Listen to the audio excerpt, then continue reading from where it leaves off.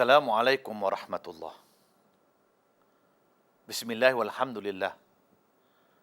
Wassalatu wassalamu ala rasulillah wa ala alihi wa ashabihi wa man nasarahu wa wala. Subhanaka la ilma lana illa ma 'allamtana innaka antal alimul hakim. Rabbi shrah li sadri wa yassir li amri wahlul 'uqdatam min lisani yafqahu qawli. Muslimin muslimat yang dirahmati Allah. Dalam segmen ini kita akan bicarakan pula soal mengukuhkan hubungan kekeluargaan. Islam mengambil berat soal hubungan kekeluargaan. Bukan sahaja antara suami dengan isteri, tetapi melibatkan juga anak-anak dengan mak bapaknya.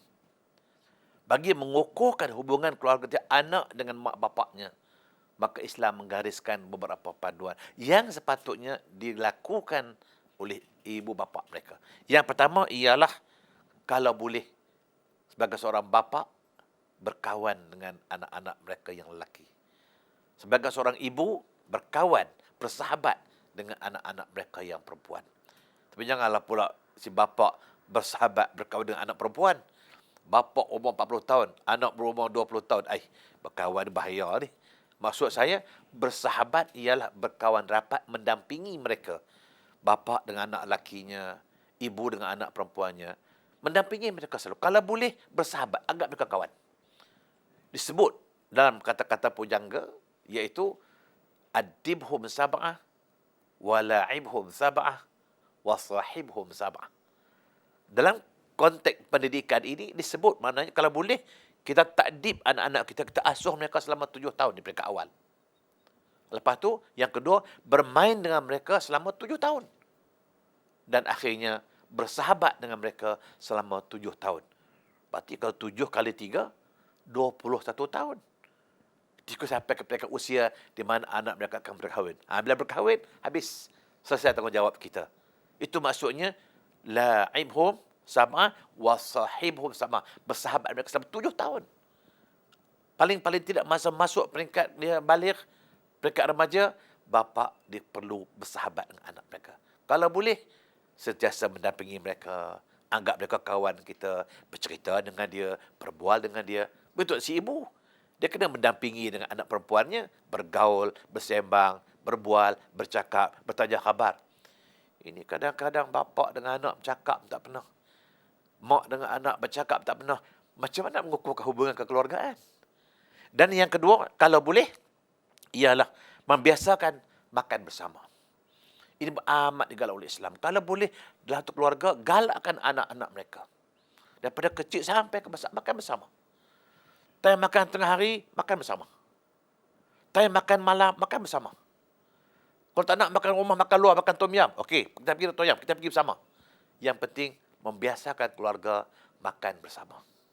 Dan yang ketiga ialah kalau boleh, apa salahnya kalau tak dapat semua sekali, dalam satu hari sekali paling tidak berjemaah bersama keluarga. Sama ada berjemaah subuh, atau berjemaah zuhur, atau berjemaah maghrib, atau berjemaah isyak. Kalau dapat semua lagi baik. Kalau boleh satu keluarga, subuh berjamaah, zuhur berjamaah, asar berjamaah, maghrib berjamaah, itu lagilah baik. Kalau tak dapat, sehari sekali cukup. Paling-paling tidak berjemaah maghrib atau berjemaah subuh. Dan yang keempat, bergaul dan berjalan bersama anak-anak. Keluar pergi berkelah, pergi piknik, atau dikatakan rehlah keluarga. Apa salahnya?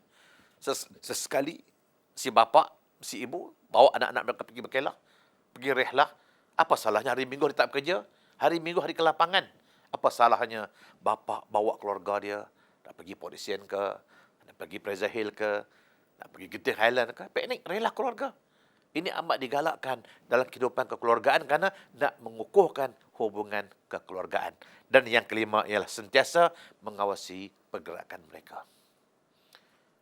Kita kena awasi ke mana mereka pergi, apa mereka buat. Kita kena ambil tahu. Jangan kita hanya tak ambil peduli. Mudah-mudahan dengan sedikit amalan ini akan terbinalah satu hubungan kekeluargaan yang erat. hubungan keluarga yang rapat dan intim dalam keluarga kita, insya-Allah. Ya Rasul, Ya Nabi, Ya Rasul, Ya Nabi, Ya Rasul, Ya Nabi, Ya Rasul, Ya Nabi.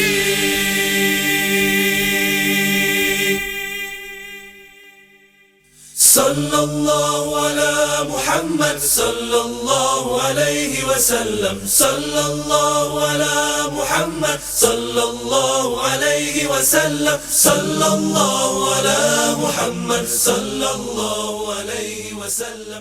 Dalam segmen yang terakhir, kita akan bicarakan soal ilmu pengetahuan dan kemahiran. Ini juga merupakan asas yang terpenting. Ia merupakan perkara yang terpenting yang sepatutnya kita berikan kepada anak-anak kita di peringkat baligh ataupun di peringkat remaja. Yang pertama sekali, memantapkan mereka dengan pegangan akidah. Itu penting. Mantapkan mereka dengan pegangan akidah Ahlussunnah wal Jamaah. Terang kepada mereka, kita adalah golongan Ahlussunnah wal Jamaah yang bermazhab Syafi'i. Maka ilmu yang akan dia belajar berdasarkan mazhab Syafi'i. Amalan yang dia akan lakukan berdasarkan mazhab Syafi'i. Ini perlu kita lakukan. Dan yang kedua ialah kepentingan pendidikan dan kemahiran. Kalau boleh di rumah kita, apa salahnya kita biasa anak-anak kita dengan pendidikan dan kemahiran. Contohnya, kalau bapa itu bertukang, seorang tukang contohnya, apa salahnya sesekali bagi ajak anak mereka bertukang walaupun anak belajar di sekolah. Itu kemahiran. Apa salahnya? Kalau kita kata bapa itu tukang pipe, kerja pipe, plumbing misalnya, apa salahnya kita bawa anak-anak kita tengok macam mana kita buat kerja, ajar mereka apa sepatutnya kita lakukan.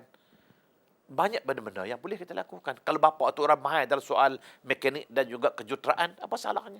Sesekali kita tunjuk ajar pada anak-anak kita, ini sepatutnya kita lakukan. Itu menunjukkan sebagai kepentingan pendidikan kemahiran dalam hidup anak-anak kita. Tapi malang kadang-kadang bapa tak ambil kisah, dia kata kerja dia, yang kau sekolah pergi sekolah yang kerja aku. Ini kadang-kadang berlaku di kalangan ibu bapa. Dalam hubungan kekeluargaan, bapa atau ibu seharusnya memberi kebebasan kepada anak-anak mereka untuk menyuarakan pendapat. Membiasakan diri bercakap di hadapan orang tua. Mungkin terkadang anak-anak ada masalah. Mungkin terkadang anak-anak ada perkara yang disampaikan. Tapi dia kerana bapa tu cengih, bapa tu garang, mak cengih, mak garang, tak berani anak bercakap. Akhirnya, dia meluahkan perasaan kepada kawan rakan. Tak ada guna. Maka sebab itulah, dalam kehidupan kekeluargaan, nak membiasakan anak kita bercakap, apa salahnya? Sesekali kita adakan usrah. Usrah artinya perhimpunan keluarga. Itu usrah. Kumpulkan isteri, anak-anak. Kalau kita ada cucu, ada menantu, apa salahnya? Usrah, okey. Anak ada masalah apa? Cucu ada masalah apa? Menantu ada masalah apa? Itu namanya usrah. Membiasakan atau memberi kebebasan kepada anak-anak bercakap. Apa masalah? Masalahnya gini. Sebutlah. Mana kita biasakan anak dengan meluahkan perasaannya. Atau membiasakan anak untuk bercakap. Kalau kita biasa anak bercakap di hadapan mak bapak dia, insya-Allah di sekolah dia boleh bercakap. Itu masalah. Tidak harapan kita akan melahirkan anak-anak yang pitah bercakap, yang boleh bercakap. Dan akhir sekali, kita beri kebebasan kepada anak kita. Lebih-lebih lagi, memilih jurusan pendidikan dan akademik yang mereka kendaki. Kita jangan paksa. Misalnya kalau seorang bapa itu doktor, dia tak boleh paksa anak dia doktor. Jangan paksa dia. Kita beri kebebasan. Walaupun saya seorang ustaz, saya seorang orang agama, tapi saya tak boleh paksa anak saya jadi orang agama. Walaupun saya nak anak-anak saya jadi orang agama. Tapi jangan paksa dia. Akhir sekali, anak-anak saya tak ada jadi ustaz. Tak ada jadi orang agama. Anak saya ada jadi accountant. Ada yang jadi IT. Macam-macam lagi. Biar. Kalau itu pemilihan mereka, kalau itu kehendak mereka, maka kita beri mereka pilihan sendiri demi untuk masa depan mereka. Muslimin muslimat yang dirahmati Allah. Berakhirlah penjelasan tentang keluarga sakinah. Kita bicarakan sejak permulaan daripada pemilihan jodoh, soal tanggungjawab, soal krisis rumah tangga, soal kelahiran bayi, soal pendidikan di alam kanak-kanak, alam remaja, maka di akhir sekali, bagi menjamin kebahagiaan, bagi menjamin kesejahteraan, bagi menjamin kerukunan rumah tangga, maka di sempena ini, saya ingin memberikan kepada tuan-tuan tip-tip untuk kebahagiaan rumah tangga. Agar rumah tangga kita bina ini akan terus berkekalan dalam bahagia, aman dan sejahtera. Apa yang dapat saya catat sini tuan-tuan dan puan-puan yang dirahmati Allah ialah mengenai tip-tips keluarga. Yang pertama sekali, ingat, di antara tip-tip untuk keluarga bahagia, keluarga sakinah, yang pertama sekali ialah solat berjamaah dan makan bersama.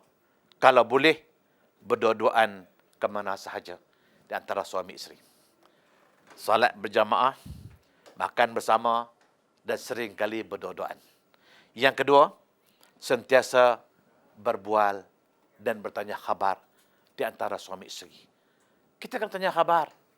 Suami balik kerja, nampak isteri, apa khabar? Sihat? Suami balik kerja, isteri tanya, apa khabar bang? Sihat? Kena tanya khabar. Yang ketiga, sentiasa senyum dan bermanis muka walaupun ada perkara yang tidak disukai. Di antara suami isteri kena sentiasa senyum dan bermanis muka. Soal benda yang dia tak suka itu soal lain. Mesti manis muka. Yang ketiga, yang keempat ialah memuji. Memuji dan menilai setiap kebaikan yang dilakukan oleh pasangan kita. Kalau dia buat baik, puji. Oh, bagus. I tengok you dia menjahit, pandai you buat gini.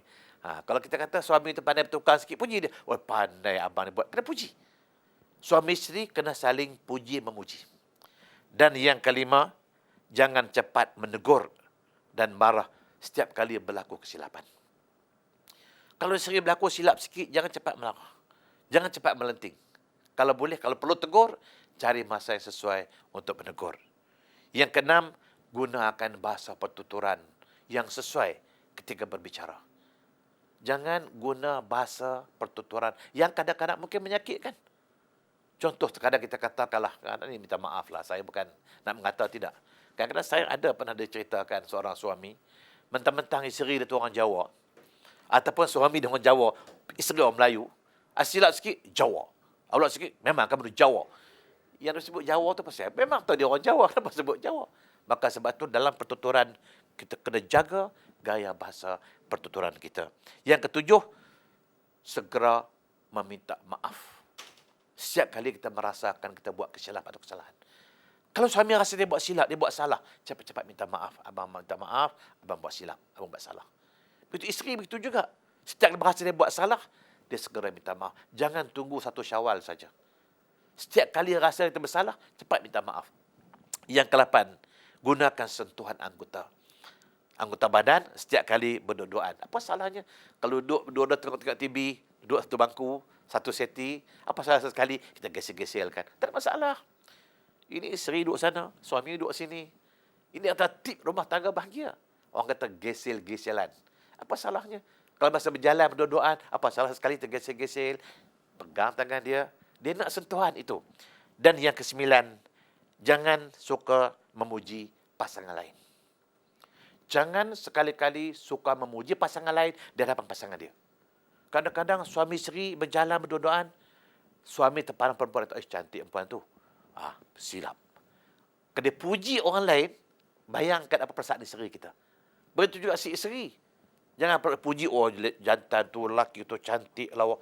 Jangan puji pasangan lain. Nak puji pasangan kita. Macam mana buruk pasangan kita, puji dia. Oh, abang memang cantik, abang lawa. Itu jangan tip-tip rumah tangga bahagia. Tuan-tuan muslimin dan muslimat yang dirahmati Allah. Terdapat beberapa tip rumah tangga. Di antaranya seperti memberi hadiah. Memberi hadiah setiap kali ada sempena. Seperti birthday dia ke, seperti adalah sempena apa-apa, kita berikan hadiah. Walaupun hadiah itu tidak punya nilai. Kadang-kadang kita beli hadiah sikit-sikit aja. Wah, ini hari genak sempena, kita kata ni sempena you punya birthday, I beri you hadiah. Ataupun sempena, tak kira lah apa-apa sempena apa, bagi hadiah. Walaupun hadiah tidak bernilai. Dengan membiasa berhadiah ini, insya-Allah akan terbinalah hidup yang sejahtera sempena rumah tangga. Yang ke-11 ialah berbincang bersama setiap kali ada masalah. Ingat, bila timbul masalah, sama ada suami ada masalah, isteri ada masalah, kenapa tidak bincang bersama? Bincang bagi menyelesaikan masalah. Bukan berbincang untuk menambah masalah. Maka ini amat digalakkan. Yang ke-12, berterus terang dalam semua hal. Suami isteri jangan merahsiakan sesuatu. Cakap terus terang. Contohnya kita katakanlah, kalau bahasa berjalan tadi, ada seorang perempuan tegur kita. Kita pun layan sekejap misalnya. Balik rumah cerita. Tadi masa abang jalan, ada seorang perempuan tegur abang. Dia tegur ke mana, dia kenal mungkin gini-gini. Cakap tentang ada perempuan tegur kita. Kalau kita rahsiakan, bahaya. Maka sebab itu dalam rumah tangga, dalam suami isteri, jangan ada rahsia merahsiai. Suami jangan merahsiakan daripada isteri, isteri jangan merahsiakan sesuatu daripada suami. Cakap terang-terang. Kalau suami pergi kerja, isteri di rumah, datang ibu, datang abang, datang adik. Dia suami balik, cakap abang, tadi ada mak datang. Abang, tadi ada abang saya datang, adik saya datang. Cakap terang-terang. Jangan rahsiakan. Dan yang ke 13, lebihkan masa untuk bersama. Lebihkan masa untuk bersama. Walaupun terkadang isteri bekerja, suami bekerja, mana ada masa untuk bersama? Maka cari hari kelapangan, hari cuti public holiday. Apa salahnya? Habiskan masa lapang ini, habis masa cuti untuk bersama. Baik di rumah ataupun di luar rumah. Dan yang ke-13 dan yang ke-14, jangan ada perasaan bakhil dan kedekut. Berbelanja sekadar yang terdaya. Dalam rumah tangga, suami jangan merasa kedekut. Lebih-lebih lagi untuk isteri dia dan untuk anak dia. Maka kedekut ini menyebabkan isteri akan cuba tidak menghormati suaminya lagi. Dan yang ke-15, bersalaman. Bersalaman setiap kali nak pisah, setiap kali bertemu. Kalau boleh. Artinya kalau suami nak pergi kerja, apa salahnya? Bersalam. Suami balik kerja, bersalam. Lepas sembahyang berjemaah, bersalam. Tapi jangan pula tetap pasal, bersalam. Kejap, salam. Orang takut otak sewel tu. Maksud saya, setiap kali nak berpisah, setiap kali bertemu, bersalaman. Sama ada suami isteri maupun anak dan mak bapak. Dan yang ke-16, tunaikan kemahuan setiap kali pasangan ingin bersama. Tunaikan kemahuan setiap kali pasangan ingin bersama. Kalau isteri kita nak, suami kena tunaikan. Kalau suami nak, isteri kena tunaikan. Sebab dalam hal ini disebut, ada riwayat mengatakan bahawa dalam melaksanakan hubungan suami isteri ini, pertama sekali dinasihatkan. Dalam melakukan hubungan suami isteri, dinasihatkan. Yang pertama sekali, kalau boleh, jangan bercakap masa sedang melakukan hubungan suami isteri. Kerana ada pendapat, ada kaul yang mengatakan bahawa orang yang suka bercakap masa melakukan hubungan suami isteri, ada kemungkinan anak akan dilahirkan bisu, pekak atau tuli. Maka sebab itu jangan cakap, kalau diam saja. Dan yang keduanya, kalau boleh, lakukan hubungan seks suami isteri ini tidak kurang 3 kali dalam seminggu. Ataupun sekurang-kurangnya 3 kali dalam seminggu. Tapi kalau kurang lagi, kalau sekiranya masih meridai, tak ada masalah. Tapi seelok-eloknya, jangan kurang 3 kali dalam seminggu.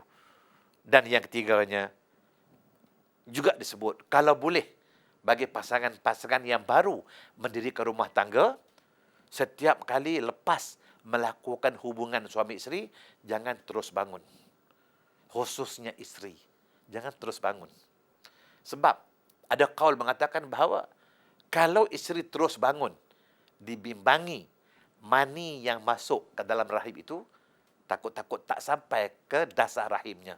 Maka sebab itu, tak digalakkan bangun, lepas melakukan hubungan, apa salahnya kita relax sekejap. Sekira-kira air mani yang masuk itu akan terus meresap ke dalam rahimnya dengan harapan untuk menjadikan zuriat dan keturunan. Ini antara tip-tip rumah tangga bagi. InsyaAllah dengan mengamalkan tip-tip ini, walaupun ini merupakan tip, merupakan pandangan, tapi ada kebaikan dalam hubungan kekeluargaan.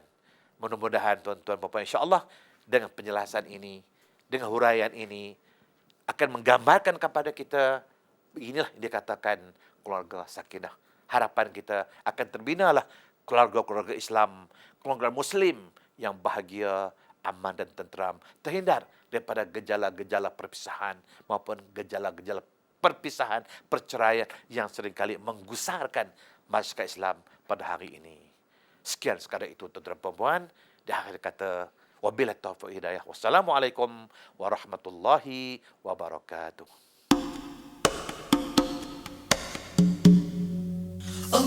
اللهم صل على حبيبنا محمد اللهم صل على حبيبنا محمد صلاة تكتب بها السطور صلاة تكتب بها السطور وتشرح بها الصدور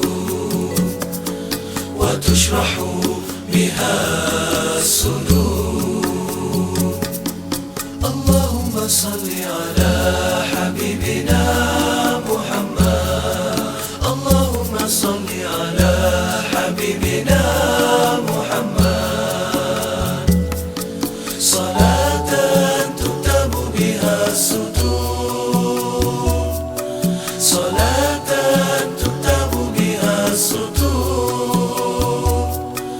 وتشرح بها الصدور وتشرح بها الصدور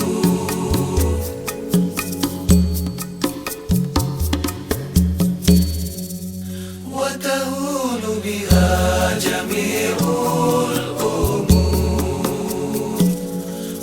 وتهون بها جميع الأمور برحمة منك يا غفور برحمة منك يا غفور وعلى آله وصحبه وسلم وعلى آله وصحبه وسلم